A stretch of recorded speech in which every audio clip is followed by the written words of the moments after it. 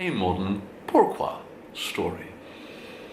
There were once three animals who were good friends. There was a donkey, a leopard, and a dog. And one day they found themselves in town on the same day, and after a day spent exploring the markets and the rubbish dumps and whatever else they decided to explore, they decided that they would take a taxi, share a taxi, to ride home back to the forest.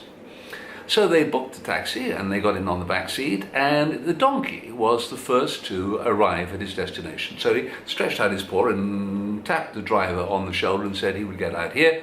And the driver said, "Oh, that will be $20. So the donkey got out of the taxi driver wound down his window, and the donkey gave him his $20. And the taxi driver then carried on. Now the second one to get out was the leopard. And the leopard, he tapped the driver on the shoulder, and the driver stopped, and the leopard did the same thing. He got out of the taxi, and the taxi driver wound down the window, but the leopard didn't pay. Instead, he turned around and ran off into the forest. Well, as you can imagine, that didn't make the taxi driver very happy. So now there was just the dog in the back seat, and they carried on, and they got to the dog's destination, and the dog reached forward and he tapped the driver on the shoulder, and when the driver stopped, the dog got out. Now the dog only had a $50 bill, so he presented that to the driver and said, "Please, my change." But the driver, instead of giving him his change, put his foot on the accelerator, and he raced away with the $50.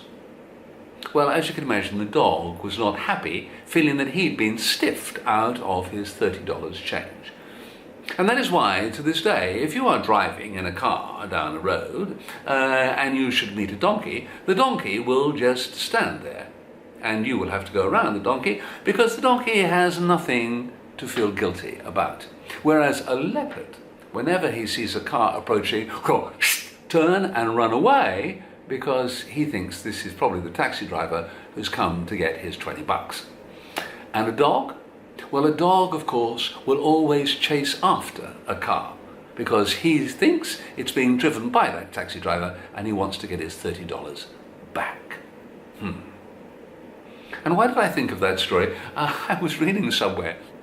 Why is it that men always chase after women even though they have no intention of marrying them? I suppose, the story went, for the same reason, the dogs always chase after cars even though they have no intention of driving them.